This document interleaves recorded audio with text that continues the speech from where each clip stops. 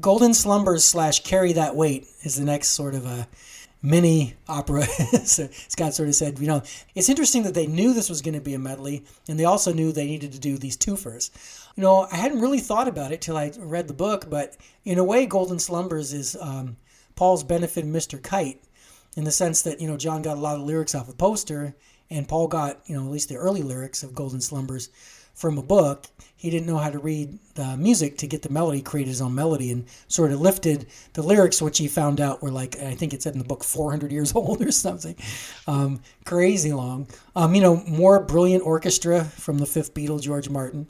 I actually sort of questioned, this is why I questioned where the medley begins, because there is a little bit of air before Golden Slumbers, and I was wondering, does it start here? The book indicates that, no, you never give me your money in their mind, and the long one, edit, indicates it begins. And of course, as we get into Carry That Weight, there's a reprise of You Never Give Me Your Money. But I was kind of wondered about that, and I guess it makes sense that they would have thought of all of it running all the way to literally the track at the end would have been the quote-unquote long one. John Lennon is not on Golden Slumbers or Carry That Weight. And I guess we kind of need to talk about both at once. I don't have much more to say about Golden Slumbers, so I'll just say my Carry That Weight bit and then let you guys talk about them as a duel of songs. Ringo was a prominent voice in Bungalow Bill, and apparently the Carry That Weight chorus, Paul heard in his head, oh, this would be good for Ringo to sing, which is one reason Ringo's pushed up. Carry That Weight sounds very anthemic. And just as with I Want You, She's So Heavy, very raw, very direct. It's not, mincing words. Boy, you're going to carry that weight. And also, Carry That Weight is kind of like Carry That Weight. Oh, and now it's You Give Me Your Money. Oh, and now it's Carry That Weight again. So clearly at this point, as they performed it, they were committed to the medley concept.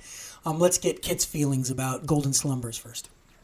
Well, first of all, you mentioned the that there's the pause in between She Came In Through the Bathroom Window and Golden Slumbers, and I think that helps to build to me it builds the anticipation. We're heading toward the big finish, and Golden Slumbers, it starts out with this lovely lullaby that gets more, intense as it goes along. First it's just Paul and the piano, and then the orchestra comes in, and then of course it leads into Carry That Weight. And it's funny you mentioned about hearing Ringo's voice. Boy, can you hear Ringo's voice in this remix. That really jumped out at me when I heard that, like, wow, you can really hear Ringo on that chorus. And Golden Slumbers in this remix, I think it's fuller. It has kind of a fuller sound. You can really hear the horns on it. That really struck me as well. It just made it sound more, kind of majestic as it went along. And again,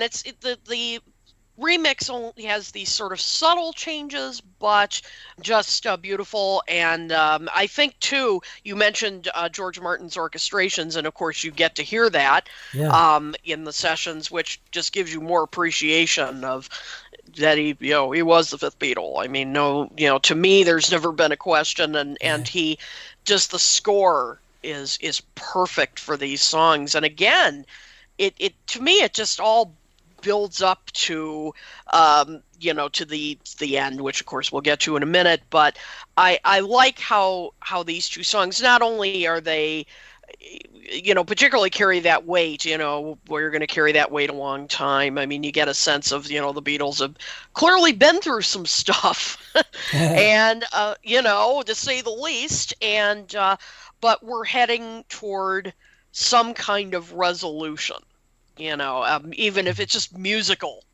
Here we're heading toward it. So, and the two songs still just make me emotional whenever I hear them.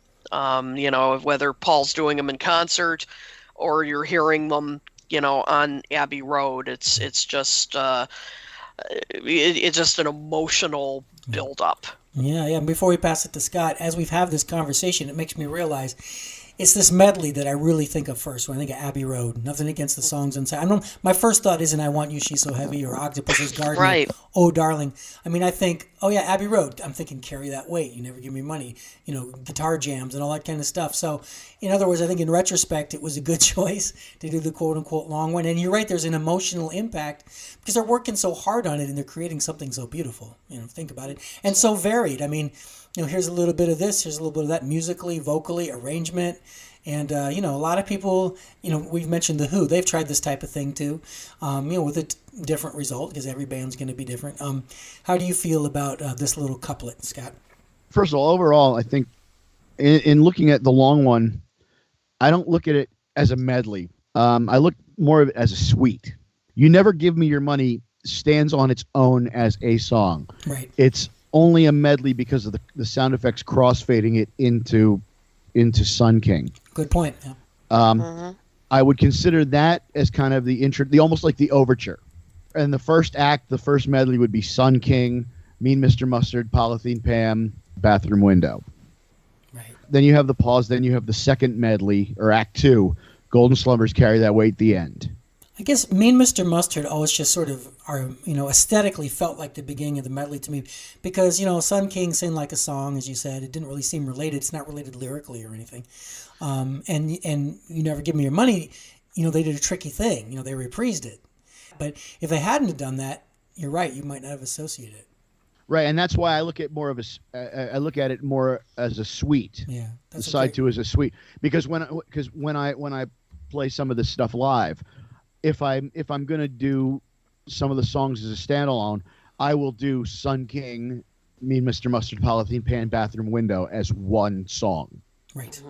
And then maybe a little later I'll do Golden Slumbers, Carry That Weight, the end. Yeah, it's kind of an intermission. It's kind of a breaking point. Right. But Carry That Weight, all right, first of all, in the remix, stereo orchestra. The horns like spread out, beautiful. It has so much ambiance in the new mix. It's so beautiful. George on bass once again on this. Kit, like you mentioned, Ringo's vocals are very prominent. Harmonies did seem a little bit low on the reprise of You Never Give Me Your Money. But other than that, and again, like Dan, like you mentioned, there is no John involvement. The first couple of takes are not this is not a demo of Golden Slumbers, Carry That Weight. There is no demo. It's just the first couple of takes. Take one breaks down when Paul starts playing and singing "The Fool on the Hill." Yeah. Take two breaks down shortly into "Carry That Weight," and take three breaks down after Ringo's first drum fill. But again, great bass playing by George all throughout. So really cool stuff. Well, as we approach the quote-unquote end of the podcast, we approach the quote-unquote end of the album. We've arrived at what we think is the last track, side two. They've called it the end. In their minds, it is the end. Some people may first think of the famous Ringo drum solo. Some people may first think of the famous guitar battle. One thing I want to hit on first is, you guys remember I Am the Walrus. They were saying everybody's got one, and some people heard it as everybody smoke pot. There's a moment like that. I mean, I remember debating with people at the end if it says, love you, and other people thought it was the end. And mostly you can hear love you. But I wondered if maybe they alternated a little bit, or and did you ever think it was anything other than love you? No. I thought it was just love you. That's all I ever heard. I mean, that's an interesting theory that they could have been alternating, but no, I always just heard love you. Not only is it only love you, it is only Paul. Okay, now that's a question I had because in this remix, I can really hear somebody singing on the really high love you. So Paul. That is Paul. That's what I thought. I thought it was George. I thought there was John. It is not. It's only Paul on there. Wow. And another thing that's been debated by fans before we had the resources was the order of the guitar solos. It's pretty much been confirmed it's Paul, then George, then John. There were other people thought it was George, then Paul, then John. But the point I want to ask you, Scott, as a guitar player, is the fact that people debated which was Paul and George, but nobody ever debated which one was John. Does that speak well or poorly of his guitar playing? It's neither. It's just very distinctive, and it was always pretty obvious to me. Once somebody told me, oh, it's Paul, George, and John, it was pretty obvious. Yeah. Paul is that I'm going for it. I'm gonna take a chance. I'm gonna just play whatever's there and just go for it. George is very meticulous in what he's gonna do, and John is just very guttural and just angry and stabbing and just. And I don't mean angry in an actual temper or temperament way. I just mean he's just beating the hell out of his guitar and just. Now that I think about it, it was more about the right hand than the left hand for him.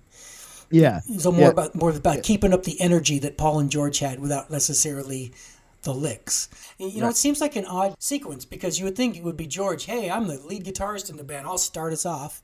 And now Paul, you've done a lot of solos on the album more than John has. You can go second, or John, why don't you start us off? And then Paul and I. It just seems Paul, George, John. I just wonder how they arrived at that. But it doesn't really matter who's playing what. Each solo is cool. Each one follows. Yeah, I think maybe it's because Paul and George had more of a similar tone. Because, a lot of people thought the solo on Taxman was George, and you thought, that's what George's guitar playing sounds like. Fixing a Hole, they probably thought was George. They were both Paul. Well, I think with Taxman, they figured it was George because it was George's song. Yeah, and it was a logical assumption. And also I think at that point in time with the band, the roles were pretty clearly defined. Paul was the bass player, George was the lead guitar player, John was the rhythm player. So it was kind of a shock to know that Paul could play lead guitar, or that any of these guys could step out of what we thought were the defined roles. And as we spoke about with the White Album, Eric Clapton is playing on While My Guitar Gently Weeps. I'm sure everybody assumed that was George. Mm-hmm. There was no mention of it in the liner notes. So people weren't just going, oh, that sounds like Clapton right there. I mean, people didn't know. And just like with all these things where Paul's playing the drums, I mean, most people assumed that Ringo played drums on everything. Old Brown Shoe, back in the USSR, Dear Prudence, why wouldn't you assume that? Right. But another thing we need to speak about, the epic final line of the medley, the love you take being equal to the love you make. In the book that comes with the set, Paul credits the closing couplet, not the actual words, but the style, to William Shakespeare. Because Shakespeare would always end the scene with a rhyming couplet. So Paul's thinking, not to sound pretentious, but let's turn to Shakespeare in our closing moment. Brilliant. And, another thing we're going to speak about, keep getting ahead of ourselves, is I might as well say it right now. I've always had trouble thinking of this as the Beatles' last album because they released another album after this that had hits on it. And also, even when I knew intellectually, as I've known for many, many years, that the last one, in other words, when people say the last line on the last Beatles album is the love you take is equal to the love you make, it's kind of true in terms of the chronology of recording, but Let It Be, which also has a finality sense. And in a way, it's not even true of Abbey Road, because there is another track after this that has lyrics in it. But I think it's poetic to think that the last major thing they worked on was the quote-unquote long one, and that was, the closing thing. But then again, as Scott said, it's all Paul, though. But no, not really, because there's supporting harmonies behind it. That's all Paul. Damn it. Damn you, Paul. On the end, Paul is all the vocals. Yeah. Wow. And again, I can't count Her Majesty as being the final track because it wasn't even supposed to be on the album. It is there, though. It is there on the album, and it's the last thing you hear on side 2 of Abbey Road. Agreed, but the intention for the final vocal, the final lyric song, is for the final message to be, and in the end, the love you take is equal to the love you make. But it's also true that the intention was for all the stuff we knew as Let It Be to release as Get Back prior to Abbey Road. I almost kind of wish that happened. I almost kind of wish it went White Album, getting back to our roots with all the Get Back stuff, then Abbey Road literally as the last album. But it is what it is. It kind of relates to that whole business thing that, the reason George is playing hooky and the reason Paul's writing the lyrics to You Never Give Me Your Money is they're hating the Apple business stuff. They're okay with producing James Taylor and Mary Hopkin and Badfinger, the creative stuff, but Brian Epstein's gone, and they have to do the stuff he did, and they're hating it, So, well, I think we've pretty much covered Her Majesty, incidentally, but let's go ahead and talk about it. I mean, there's 18 seconds of silence, And Scott has given a detailed explanation of all the reasons it is what it is and why the missing chord and everything. I Want You, She's So Heavy is the longest. Her Majesty's got to be the shortest thing they ever did. Another innovation was it's technically a hidden track because it didn't appear on the original album cover. It wasn't even mentioned. On later pressings it was. And, excellent point. I think they realized, lyrically Her Majesty fits after Mean Mr. Mustard, but the tempo is the momentum killer. It kills it. So the placement made sense. But, the point I already made is that I Want You, She's So Heavy ends on that what? Yep. And, this album ends on that where's my closing chord? So, in a way, the Beatles left all their fans on their quote-unquote last album in suspense. But here's another thing I do. I'm sure Scott will have an opinion about this. Paul's Scott voice... have an opinion? No. Well, Paul's voice is panned from right to left. As he starts singing, it's to the right, and in the middle of it, it's in the middle, and to the end, it pans across. I was wondering if that was a new innovation, and I went back and listened to all the many versions I have from previous releases. Apparently, that happened it was done every time they mixed the album. Yeah, it really seemed to stand out on this version, didn't it? I mean, that's one thing that really struck me, because otherwise, there isn't a whole lot of difference in mixes, because, there isn't much to do, exactly. But, yeah, that's what I noticed, too, the panning from right to left. I don't know why it really, I picked up on it way more in this remix. Yeah, it was more prominent for sure. Yeah. Yeah, and just there's some stereo reverb on it. The surround mix is really cool. In the surround mix, it starts off in the rear right channel. Oh, cool. And goes to the front right, to the center, to the front left, to the rear left. So it pans around all 5. Cool. We've mentioned this a few times. Let's officially mention the isolated orchestra tracks. We didn't get. We got beautiful something, and Golden Slumbers Carry That Weight. Golden Slumbers Carry That Weight. And the thing is, some people, I don't know if anybody does, they think, well, Giles Martin, of course, he's going to spotlight his dad. It doesn't matter who did this. George Martin's work was gorgeous. I have to say that they debated if they should do a final album, and then the fact that they decided to do one, they decided to involve George Martin for George Martin's sake. I'm really happy that Abbey Road came together because he got to go out on a positive note, both artistically and personally. He had a happy experience with these lads who basically he was so integral in their whole career, breaking them and being their friend and everything. Instead of going out on a bitter note, he got to go out with a product he was really proud of. Amazing contributions. He's playing the electric harpsichord. He's scoring the strings. And, it's just not that he would care, but I'm so happy for George Martin that this all happened. And I guess let's get your opinion about Giles Martin. I think Giles, on the whole, has been very respectful of the original recordings. Yes, he's boosted, we talked about earlier, some drums, some bass, but to me, particularly with Abbey or the White Album and Sgt. Pepper, and Abbey Road to an extent, he's just sort of clarified things for me. It's a good way to put it. If that makes sense. That's a great way to put it, yeah. Yeah, that it's really just clarifying some elements that I had never noticed before. He's not trying to, in a way, rewrite history in terms of the music. He's just trying to bring out elements that, for one reason or another, were more buried in the mix before. So that's, for me, that's the main thing. He is a clarifying kind of remixer. Well, there's a lot going on. There's a lot of sounds happening, right? For sure. I think that anybody who does something like this with a 50-year-old recording these days is going to boost the volume. He's going to be louder overall. It's kind of a given. I don't know if it's fair to say that the bass and drums got extra attention because the 2 surviving Beatles are on those instruments, because other things were boosted too. Scott, you had mentioned in the White Album, the biggest sort of revelation for you was the early version of Good Night. Did you have any moments like that with the Abbey Road set where there's a particular thing that stood out that kind of wowed you? Getting to hear the orchestra in stereo just really widened things out. It was really incredible. And hearing all the fuzz bass was really awesome. I got that sense. So you were really into the fuzz bass. Oh yeah, I loved what I'm assuming was probably John doing the and I'm saying this with air quotes, the traditional blues ending at the end of take 3 of the end. The bum bum bum ba. I lost it. It was in hysterics with that. I thought that was great.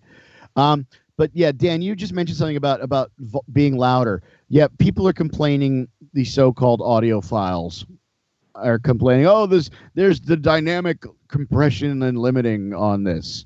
Who gives a shit? It's not that. It's I've listened to this. It's not that drastic. The overall the volume is boosted, and that's not a bad thing. The parts of this album that are supposed to be quiet are still quiet. There's more punch and definition on the bass and drums, and this remix has more life and clarity, breathes way more than the 2009 remaster of the original mix. As far as my thoughts on Giles Martin, a few years ago, my first thought about Giles was, man, this is nepotism at its finest. It's another case of it. First of all, we get James McCartney, people giving a damn about because he's Paul's son, so suddenly James has a recording career. And same with Danny Harrison. And now, oh my God, it bleeds over into the studio because we have George Martin's son, Giles, who's now simply because he's George Martin's son, he gets to work on the stuff. Well, you know what? I've listened to his remixes. He earned this shit. Giles has done an amazing job. Anybody who's got to complain about, why do they have to remix and stuff? You know what? With the exception of the Sgt. Pepper remix, the White Album, Abbey Road, these remixes are not the default. If you want the original mixes are still there. You got them. They're not going anywhere. We've mentioned earlier, since we're talking about this aspect of the recordings, and we were also speaking about the White Album, there was definitely some White Album tracks, While My Guitar Gently Weeps and Dear Prudence come to mind, that were recorded with 8-track machines, and not always at EMI, sometimes Trident. It had been intermittent in the past. We need to make the point that Abbey Road, I think Scott mentioned earlier, this is the first time they were able to use 8 tracks exclusively on everything they did, because that was the new standard. Also, this is the first Beatles album for which there was no mono mix. Just right. all stereo. There were mono mixes prepared for Octopus's Garden. Well, you never heard them, though. Right. One thing that people should know from this episode and the one I did with Scott last year, I really like the books that come with these. And there's a little phrase that was used that is one of those type of things where you know it intellectually, but you maybe don't ever think of it in words. And, they were speaking about the public reaction to Abbey Road. And the sentence was along the lines of, most artists stop listening to their records at the very moment that everybody else starts. And that's very true because, they're so inundated with the material that when it is a product to hit particularly a band that isn't planning to do live shows, pretty much the moment that record hit the store and all the fans were ready to digest that sucker, and the Beatles were like, okay, Abbey Road, done with that. What's the next thing we're going to do? Break up? Yeah, exactly. Well, let's get Phil Spector to put funny choirs and strings on some Paul stuff and really piss him off. Great idea. Yeah. Paul hated the strings and choir so much that he uses the string and choir arrangements when he plays those songs live these days. Speaking of Paul, there are sort of some more direct and some more subtle indications of everybody's mindset at the time. Overall, any Beatles recording is going to be a pleasant listening experience. That's why they're so legendary. But when you think about it, you always think of Paul as the perky guy. But, John's writing lines about everybody's laughing, everybody's happy. George is writing the smiles returning to their faces. Paul's got people getting hit on the head with hammers. He has a lot of, if you really pick it apart, he's got a lot of lyrics of dissatisfaction.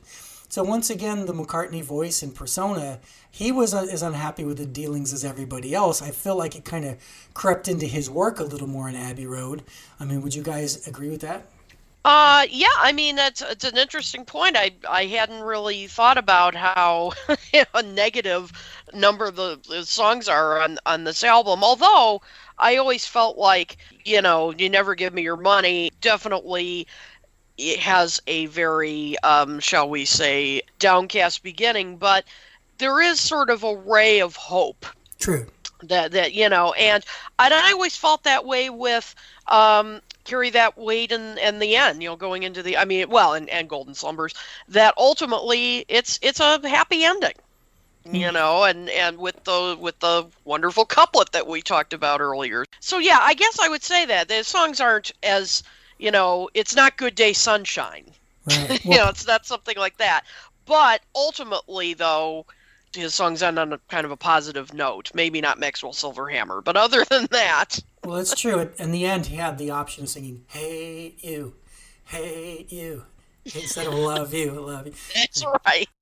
Something I'd sort of alluded to earlier.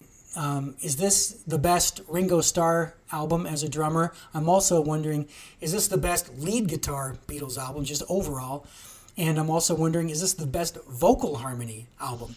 Because, starting with Ringo, Come Together and everything. Once again, he tackles every style beautifully. George plays amazingly, and also Paul and John are joining in. And also, the harmonies in Because, the harmonies in Sun King, the harmonies in You Never Give Me Your Money. I don't think it's just because they have 8 tracks now, and, Abbey Road is so polished. Is that maybe a fair observation? I don't know.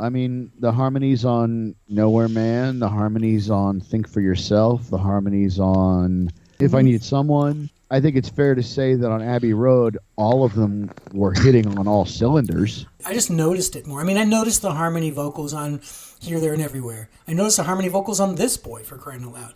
But Yeah, it just absolutely. seems like every time they need to do Octopus's Garden, we mentioned Maxwell's Silverhammer, the backing vocals. It seems like they just harmonized beautifully on this album. I guess we don't have to say best, but super strong. George just kicked ass on everything he played on guitar. But also Paul a little bit, and John also. Sun King and the picking style he does. I think Ringo, his self-assessment might have been that Abbey Road was sort of a high water mark. He certainly didn't go out on a low note. Maybe it's because he kind of does a solo and he'd never done that before. Let me put it this way. I can't think of an album where Ringo is noticeably better on drums or George is better on guitar or the harmonies are better. So it's certainly equal to anything they've done. Right. Yeah, I think so. I think, you say, is this the best Ringo has done? He's definitely, as you said, more featured, obviously, with the drum solo and all.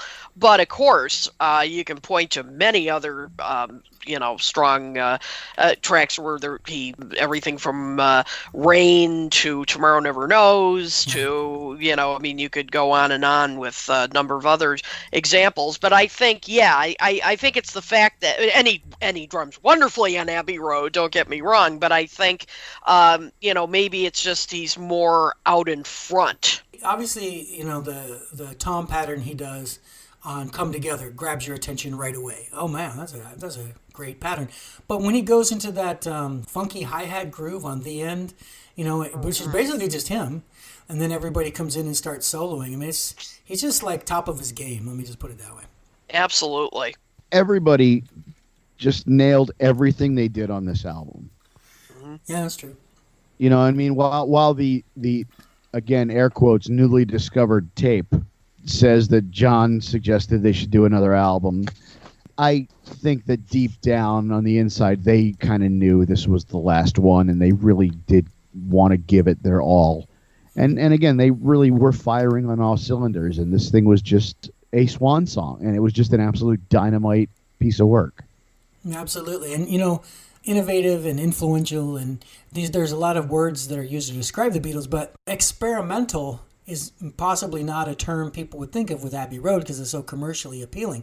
But as we've discussed track by track, this is the first time a Moog had been used to this extent. This is the first time George Martin had really put strings on things other than ballads. A little bit with Glass Onion and stuff, but for example, Scott had described pretty accurately the strings on Goodnight as schmaltzy. And, they were. The strings on Abbey Road are beautiful. Something that could have been schmaltzy. It's not. It's gorgeous. Another thing that the book alludes to, I didn't really need to, but I guess they felt they should. It's hard to imagine this, but Abbey Road got some bad reviews when it came out. Because, these genius reviewers who 50 years later are all completely forgotten, are talking about, well, this is a disaster and this isn't good and I don't like this and blah, blah, blah. But, my thought as I read that, on a certain level, a Beatles album is commerce. It's, a product and there's a consumer who buys it. But you know what? They transcend that because Abbey Road is a gift to the world. It enriches our culture. It shows other musicians what's possible. It's so highly quotable. It's just like a legitimate work of art. Well, and it's funny, Scott and I were on panels at both the New York and Chicago Beatle Fests where we talked about this, the initial critical reaction. And, and some of these critics, they were expecting another Sgt. Pepper. Yeah. Or, something that was just, groundbreaking and, obviously different. And and they said, oh, this is boring. And this is, there's nothing new here. Well, of course, as we've talked about during the show, there was plenty new on here. Yeah. But, if they had put out another Sgt. Pepper, really, that would have, that would have been better. I mean, they did that. They had moved on. They're like, what's up with all these wonderfully written and performed and recorded songs? How dare you? Everybody's got a right to their opinion, and everybody has the right to be wrong. That's right. That's what I always say. You have every right to be wrong. If you're presented with something like Abbey Road and you can't appreciate any of it, I mean, there's so much variety on there. My kids might gravitate towards Octopus's Garden. Somebody more avant-garde might gravitate towards I Want You, She's So Heavy. How can you not love Here Comes the Sun? Even a child can relate to the changing of the seasons. You know what I'm saying? It's just like for somebody to crap on it, that's just more about their personality than the product in front of them. But let me give you guys a question. Does anyone want to estimate the number of fan crosswalk pictures that have been taken in the past 50 years? It's gotta be, gotta be 7 digits, maybe 8 digits. Everybody, it's like a pilgrimage now. People want to walk across that intersection and imitate that album cover. And we're talking about 50 years. It's got to be a big number. Mm-hmm. Yep, I did. I did it. Mm-hmm. You have to do it. Absolutely. Yeah, it's got to be billions. I mean, I can't even begin to imagine. Well, it's definitely at least 1 million, and it's probably 10 million. I don't know if it's 100 million or 1 billion, but it darn well might be. I mean, it's happening all day, every day for 50 years. Mm-hmm. Well, it's been great speaking about Abbey Road. Of course, Scott's been on the show before. We kind of blew past Kit's bio at the beginning because we wanted to jump right into the topic. You have your hand in a lot of things. You're a writer, a journalist. You have a doctorate. I mean, that was a topic all unto itself.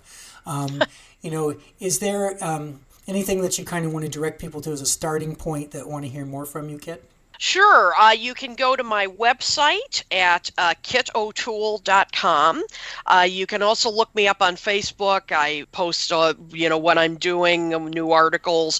And, of course, go over to the Talk More Talk Facebook page. You can watch episodes there. If you hit the subscribe or the like button, I should say, you'll be notified when new episodes. We do them every other Monday. I'm on Twitter. I'm on it's Kit O'Toole, very creative name, I know.